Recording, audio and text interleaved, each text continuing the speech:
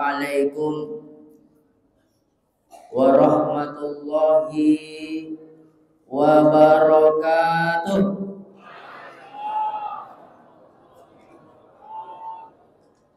Alhamdulillahillazi anzala sakinata fi qulubil mu'minin liyazdadu imanan ma'a imanihim.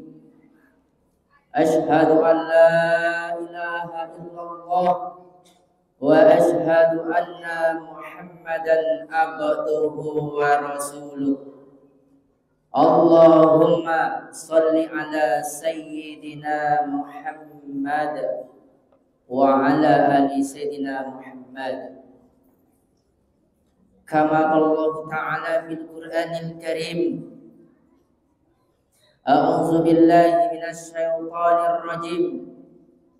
Bismillahirrahmanirrahim. La ista'azzana rabbukum la in syakartum la azidannakum wa la in kafartum inna adzabi lasyadid. Shadaqallahul azim. Yang saya hormati Bapak Pengurus Masjid Paripurna Baitul Salam, yang saya hormati panitia Ramadan, yang saya hormati alim ulama, cerdik pandai, tokoh masyarakat, Bapak RT atau Bapak RW mungkin yang berhadir, bapak-bapak, ibu-ibu teristimewa. Semoga anak laki-laki menjadi anak yang soleh dan anak yang perempuan menjadi anak yang soleha. Amin amin ya robbal. Mantap. Kembali kita bersyukur kepada Allah Subhanahu wa Ta'ala, yang mana pada malam yang berbahagia ini Allah masih memberikan nikmat hidup, Allah masih memberikan nikmat umur, Allah masih memberikan nikmat kesehatan, Allah masih memberikan nikmat kesempatan, yang tak kalah pentingnya Allah masih memberikan nikmat hidayah. Mungkin satu hari kita melaksanakan ibadah puasa, terasa capek, terasa penat, tapi berkat hidayah maka kita lanjutkan dengan menghidupkan qiyamul lail, yakni sholat sunat tarawih, insyaallah. Begitu besarnya nikmat Allah yang diberikan kepada kita.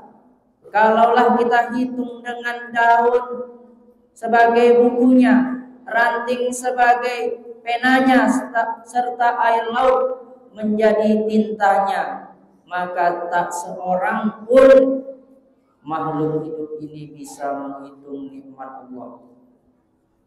Mumpung Allah masih memberikan kita kesempatan hidup, mari kita maksimalkan, apalagi di bulan yang istimewa ini, bulan Ramadan.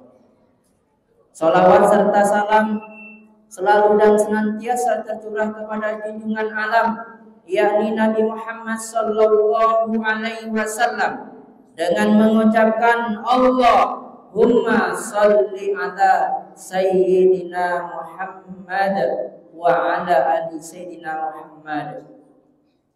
Tak ada lain, Nabi Muhammad inilah yang memberikan syafaat kepada umatnya yang mau membaca sholawat serta mengamalkan sunnah-sunnahnya. Ketika manusia di yaumul mizan ditimbang amalnya, baik dan buruk, ketika ditimbang kok masih goyang-goyang, berat dosa enggak, berat pahala enggak, rupa dicari apalah amal yang belum masuk nih. Dimasuk rekap. Oh, dia pernah dulu sekali baca selawat. Sekali dimasuklah rekap, alhamdulillah amal kebaikannya berat. Itulah salah satu yang teristimewa, spesial Nabi Muhammad sallallahu alaihi wasallam. Ma'asyiral muslimin wal muslimat yang dirahmati oleh Allah Subhanahu wa taala. Sebelumnya saya mohon maaf kepada bapak-bapak, ibu-ibu. Mungkin saya duduk lebih tinggi daripada bapak ibu-ibu, saya mohon maaf. Bukan niat saya untuk mengajari atau menggurui. Itulah Pak, kalau diamanahkan tak mau tidak Pak. Itulah Allah adil sekali. Kita sebagai RT mungkin di rukun tetangga kita kepala rumah tangga di rumah tangga kita. Ini kalau bulan Ramadan, inilah dia. Ustadz jadi artis deh. Nanti siap ceramah, siap sholat tarawih, minta tangan. Model itulah. Alhamdulillah begitu adilnya Allah Subhanahu wa taala. Tunggu giliran kita lagi, Pak. Ma'asyiral muslimin wal muslimat.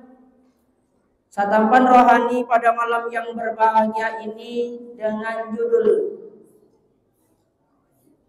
kunci agar kita bisa istiqomah.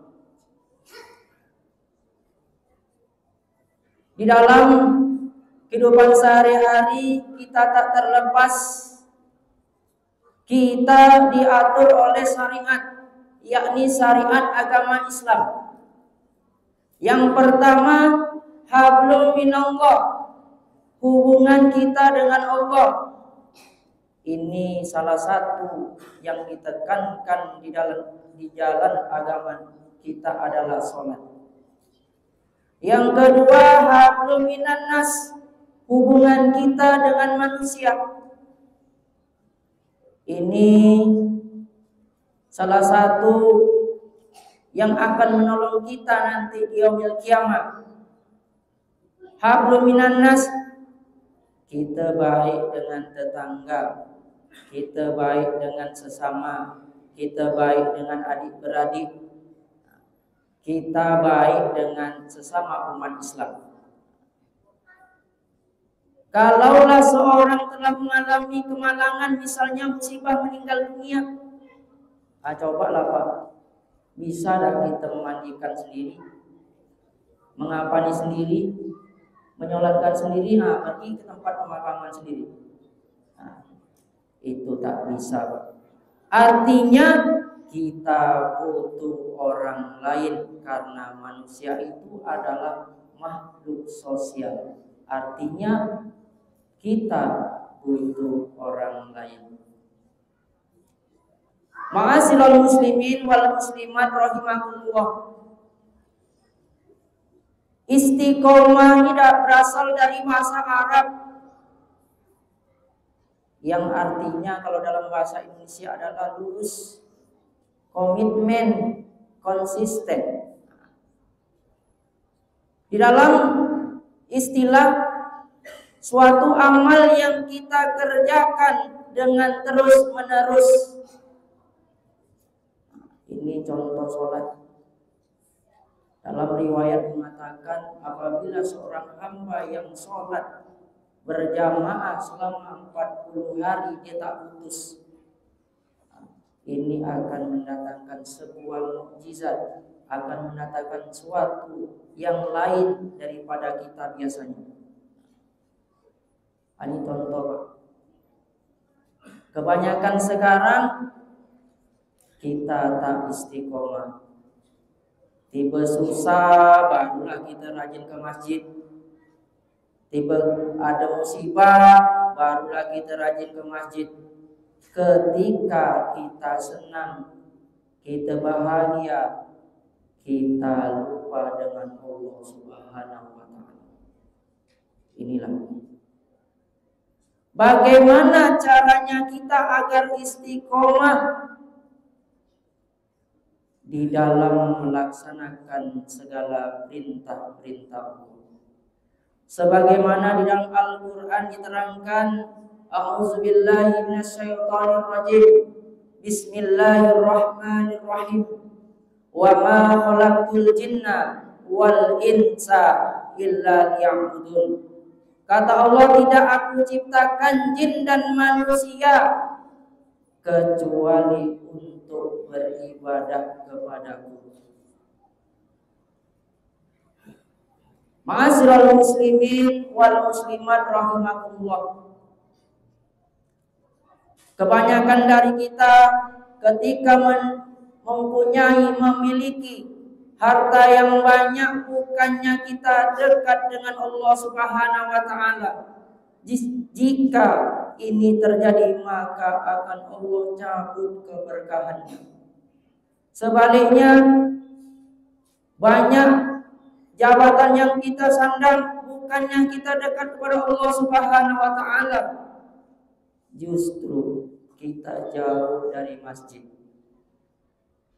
Ini kita introspeksi diri kita. Bagaimana langkah atau upaya yang pertama? Yang pertama adalah berniat.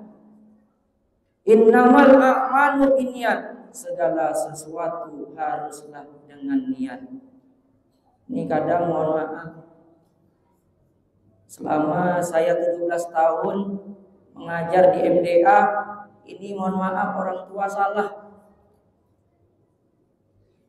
niatnya salah. Daripada main parit, daripada main-main ancak lewat MDA, apa yang terjadi ketika sampai di MDA dia bermain?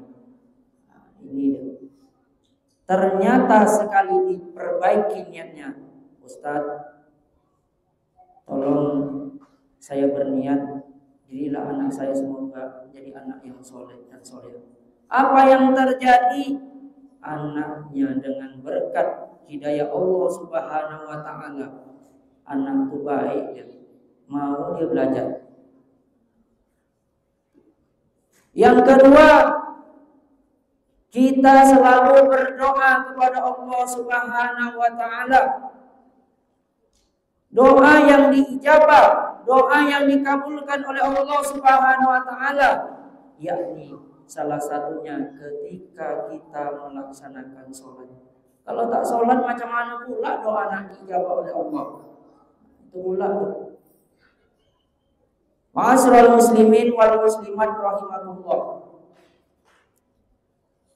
Yang ketiga, jadikanlah ibadah ini sebagai kebutuhan, bukan tanggung jawab.